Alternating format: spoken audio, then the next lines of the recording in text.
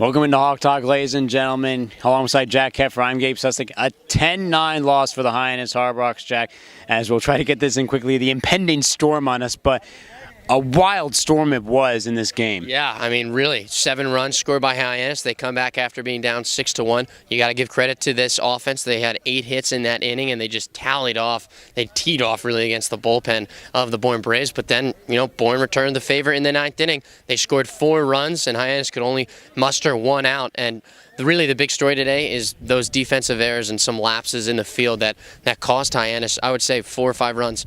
Yeah, some of the variables that Hyannis found, you didn't see Gabe because he will be pitching the All-Star game tomorrow. You would likely see him today. The bullpen was thin. You saw a lot of guys, Barlow, Gilbreth, and then you saw Pesto come into the game after Nowotnik. So that was the first time I think you really saw the bullpen kind of get bitten in the butt by Hyannis. Yeah, I mean, they've just kind of struggled a little bit recently as of late. Yesterday they had their All-Stars in Naylor, Harrington, and, there's the big bang. Naylor, Harrington, and Cave. But, those All-Stars, they're not going to pitch this evening because they're all going to pitch tomorrow. So I think it's a different ballgame if Cave's available. I think that you can easily get those 3 outs with the way that he's been pitching up here. But you know what? You deal with what you're given. And Hyannis, they drop a really tough game tonight. You got to give credit to the Bourne Braves, however. They came back in that 9th inning, and they were hitting the ball, seeing the ball really well. And they didn't give up even after those 7 runs scored in the 8th. Hyannis did, though, fight back to get them to that point, and Treg Haberkorn was a huge part of that, and he caught up with Nicole Hansen after the game. Well, I'm here with our Hawk Talk player of the game, Treg Haberkorn. Now, you led off in the 7th inning at the start of that big rally for you guys. What's your mindset going into that at-bat? My mindset, sorry about that. My mindset is basically I just want to get a hit for the team, basically.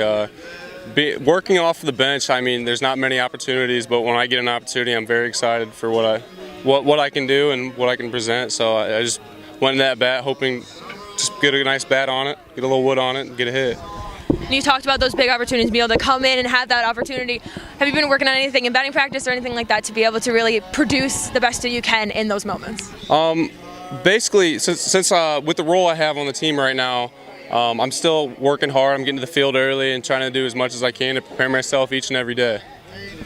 That huge throw in the 8th inning to get out the man at third. How confident were you in that throw, and how big do you think that was in that moment, in that inning? I was very confident. Very confident in my defense ability, and it just felt right. It felt like the right play to do, and I just was in a great situation to throw it. Lastly, day off tomorrow for the All-Star game. What do you think that you guys are going to be like working on and trying your best to try and do to the best of your abilities, finishing out the rest of the season the next 2 weeks?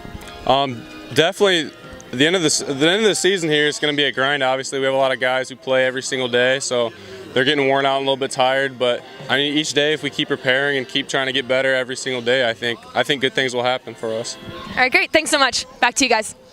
Thanks, Nicole. Now, Jack, the All-Star game tomorrow, we will be there talking with everyone but Hyannis.